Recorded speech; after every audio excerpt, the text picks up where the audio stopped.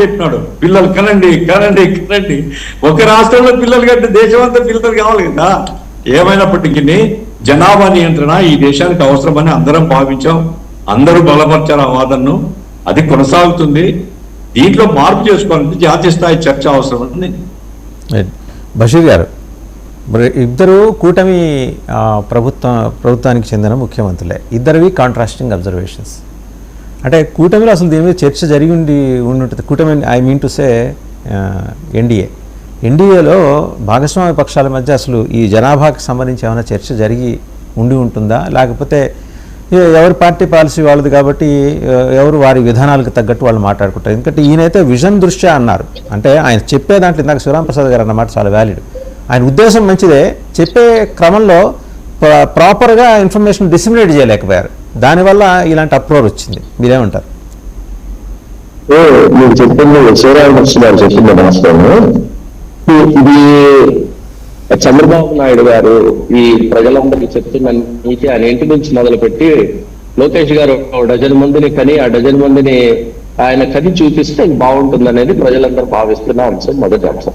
ఇక రెండవ అంశం వచ్చేటప్పటికి ఎన్డీఏ కూటమిని కనుక మనం గమనించేటట్టయితే సౌత్ ఇండియాలో ఎడ్యుకేషన్ ఎక్కువ, సౌత్ ఇండియాలో జ్ఞానం ఎక్కువ. కాబట్టి ఇక్కడ సౌత్ ఇండియాలో సక్సెస్ఫుల్ గా బర్త్ కంట్రోల్ చేయగలిగారు, అలానే విద్యాశాతాన్ని కూడా పెంచగలిగారు.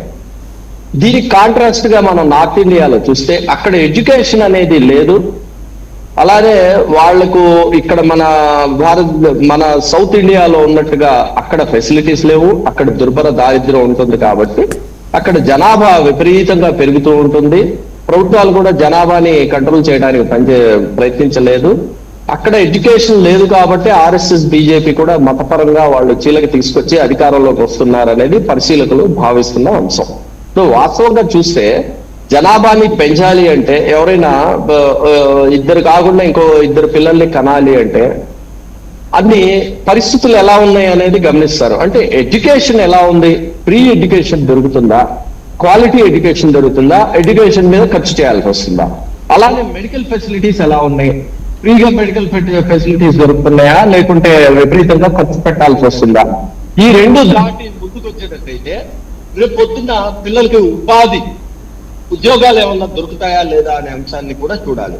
ఈ మూడు అంశాలు కనుక చూసుకుంటే మన రాష్ట్రం అంత వరకు చూసుకున్నా మనకు education, quality education government side నుంచి లేదు, క్వాలిటీ మెడికల్ ఫెసిలిటీ లేదు, ఉపాధి కల్పన లేదు.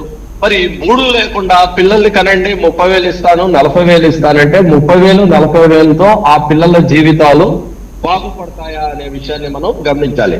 ఈ రోజు ఎవరు చెప్పినా ఎక్కువ మంది పిల్లల్ని కనే పరిస్థితి సౌత్ ఇండియాలో లేదు. కారణం ఏంటంటే ఇక్కడ ఉన్న పరిస్థితులు అలా ఉన్నాయి. ఎడ్యుకేషన్ కానివ్వండి, మెడికల్ ఫెసిలిటీస్ కానివ్వండి, అలానే ఉపాధి కల్పన కానివ్వండి, ఒక తీవ్రంగా పోరాడి సాధించుకోవాల్సిన అవసరం ఉంది. అలానే జేబులో చాలా డబ్బులు ఖర్చు అయిపోతున్నాయి. కాబట్టి నలుగురిని పిల్లల్ని కనాలి అనే పరిస్థితి ఏ ఒక్కరిలో కూడా కనిపించడం లేదు. నువ్వు పిల్లల్ని కనండి అని చెప్పే ఈ వ్యక్తులు ముందుగా ఈ కనీస మానవ అవసరాలైనటువంటి విద్య, వైద్యం, ఉపాధి ఈ అవకాశాన్ని డెవలప్ చేసిన తర్వాత, అభివృద్ధి పరిచిన తర్వాత పిల్లల్ని కనమని చెప్తే బాగుంటుంది. ఆయన చెప్పే నీతులన్నీ ఆయన ఇంటి నుంచి ప్రారంభం అవుతే బాగుంటుందని చెప్పేసి నేను భావిస్తున్నాను. ఇంకా నార్త్ ఇండియా పరిస్థితికి వచ్చేటట్టయితే కనుక నార్త్ ఇండియాలో అవిద్య వల్ల అక్కడ ఈ పిల్లల్ని ఎక్కువ మంది పిల్లలు ఒక్కొక్క ఫ్యామిలీలో 4, 5, 6 మతంతో సంబంధం లేకుండా 5, 6, 7 పిల్లల్ని కూడా నేను నార్త్ ఇండియాలో పర్యటించినప్పుడు చూసా. పర్టికులర్ గా ఉత్తరప్రదేశ్ లో, బీహార్ లో నేను చూసిన పరిస్థితి ఉంది. కాబట్టి ఎడ్యుకేషన్ తక్కువగా ఉండి అవేర్నెస్ తక్కువగా ఉన్న చోట పిల్లలు ఎక్కువగా ఉన్న విషయాన్ని మనం గమనించవచ్చు. అసలు వాస్తవంగా చూస్తే ఏంటంటే ఈ బిల్ గేట్స్, ఈ అమెరికా ఈ సంస్థలు ఏం చేశాయంటే ఈ ఆసియా ఖండానికి సంబంధించిన జనాభాని నియంత్రించాలని చెప్పి పనిచేస్తే అది బూమెరాంగ్ అయ్యి వారి వెస్టర్న్ కంట్రీస్ లోనే జనాభా ఘోరంగా పడిపోయి మైనస్ లోకి వెళ్లిపోయిన పరిస్థితి, పిల్లలు భయంకరమైన వారి జనాభా తగ్గిపోయిన పరిస్థితి వచ్చింది. అంటే దీన్నే అంటారు చెడపకురా చెడేవు అనేది.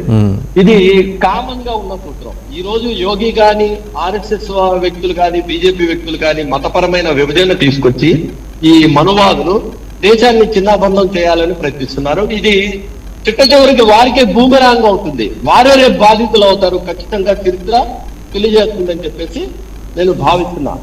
భారతదేశంలో ఎన్నో సమస్యలు ఉండగా ఆ సమస్యల్ని పరిష్కరించలేని ఈ ఆర్ఎస్ఎస్ మనువాదులు మతపరమైన విభజన తీసుకొచ్చి మతపరంగా మీరు చూడండి, భారతదేశంలో సౌత్ ఇండియాలో ఉన్న ఈ పార్టీలన్నీ మేము ఈ పథకాలు చేస్తాము అని చెప్పి ఓట్లు అడిగితే, నార్త్ ఇండియాలో ఉన్న ఈ ఆర్ఎస్ఎస్ బీజేపీకి సంబంధించిన శక్తులు ముస్లింలను మేము ఇబ్బంది పెడతాం, ముస్లింలను మేము భారతదేశం నుంచి తరిమేస్తాం అని చెప్పి నకారాత్మకంగా, అంటే నెగిటివ్ థాట్ ప్రాసెస్ తో వాళ్ళు ఓట్లను అడుగుతున్నారంటే వాళ్ళు సైద్ధాంతికంగా ఎంత దివాళా తీసేశారో మనం అర్థం చేసుకోవచ్చు. భారతదేశం లాంటి సెక్యులర్ స్టేట్ లో అన్ని కులాలకు అన్ని మతాలకు సమాన ప్రాధాన్యత ఇవ్వాలి. రోడ్డు మీదకి వచ్చి మసీదులో నమాజ్ చదువుతున్నారంటే, రోడ్డు మీద టెంట్ వేసి పూజలు చేస్తున్నారంటే దానికి 100% వైఫల్యం, ప్రభుత్వాన్నే వైఫల్యం. ప్రభుత్వమే సౌకర్యాలు కల్పించాలి. ఈ రోజు తిరుపతిలో ఎందుకండి, తిరుమలలో ఎందుకు సౌకర్యాలు కల్పిస్తున్నారు? క్యూ లైన్ ఎందుకు ఏర్పాటు చేస్తున్నారు? వచ్చే వాళ్ళందరికీ ఎందుకు అక్కడ సౌకర్యాలు కల్పిస్తున్నారు? అదే విధంగా ప్రతి చోట కూడా సౌకర్యాలు కల్పించాలి. సౌకర్యాలు అంటే తిరుమల మొత్తం ఆ దేవుడిది, తిరుమల కొండ మొత్తం దేవుడిది, అక్కడ సౌకర్యాలు కల్పించుకోవడానికి తిరుమల దేవస్థానం డబ్బులే ఖర్చు పెడుతున్నారులేండి, అందులో ప్రభుత్వ డబ్బులు కాదు. తిరుమల దేవస్థానం తిరుపతి దేవస్థానానికి, తిరుపతి దేవస్థానానికి సంబంధించిన డబ్బులు ఉపయోగిస్తున్నారా అది వేరే విషయం. కాకపోతే సౌకర్యాలు కల్పిస్తున్నారా లేదా అనేది మనం ఆలోచించాలి. ఆయన ఒక మనువాడు కాబట్టి ఆయన ఆర్ఎస్ఎస్ ఐడియాలజీని ఆయన అందుకుంటున్నాడు కాబట్టి, ఆర్ఎస్ఎస్ కళ్ళజోడు పెట్టుకుని చూస్తాడు కాబట్టి ఆయనకు అన్ని మతపరమైన ఇవే కనపడతాయి తప్పనిచ్చి ఒక మానవత్వం కానీ, ఒక సెక్యులరిజం కానీ, ఒక చట్టం కానీ, ఒక రాజ్యాంగం బషీర్ గారు లేని బ్రహ్మ పదార్థాల గురించి మనం మాట్లాడద్దు. బషీర్ గారు, సెక్యులరిజం అనేది ఒక లేని బ్రహ్మ పదార్థం, దాని గురించి మళ్ళీ విడిగా మాట్లాడుకుందాం. అది ఐ డోంట్ అసలు నాకు దాని మీద, ఆ పదం మీద, దానికి సంబంధించి మీరు ఇచ్చే వివరణలు విశేషణాల మీద ఏ పార్టీ నమ్మకం లేదు. గమనిస్తూ వస్తున్న అంశాలను ప్రాతిపదికన చెబుతున్నాను. ఇది బ్లాటెంట్ స్టేట్మెంట్ కాదు, గమనిస్తూ వస్తున్న అంశాల వాదిగా బట్టి చెబుతున్నా. మళ్ళీ మాట్లాడదాం. Thank you very much Bashir Ahmad garu, Abdul Gafoor గారు అండ్ లింగమనేని శివరామప్రసాద్ గారు. సో ఇద్దరు ముఖ్యమంత్రులు, రెండు కాంట్రాస్టింగ్ అబ్జర్వేషన్స్. ఒక ముఖ్యమంత్రి అంటారు మీరు ప్రార్థనలు చేసుకోండి, మీ ప్రార్థనా మందిరాలకు వెళ్ళండి, జనాభాను తగ్గించుకోండి, మరి జనాభా రోడ్డు మీదకి వస్తే బాగోదు కదా, రోడ్లు ఉన్నవి ట్రాఫిక్ కంట్రోల్కి వస్తాయి. ఇంకొక ముఖ్యమంత్రి అంటారు 30,000 ఇస్తాం 3వ బిడ్డకి, 40,000 ఇస్తాం 4వ బిడ్డకి అని చెప్పేసి దీపావళి సంక్రాంతి ఆఫర్ లాగా చెబుతున్నారు ఆయన. బట్ రేపు పొద్దున వాళ్ళు కన్న తర్వాత పెంచేది ఎవరు?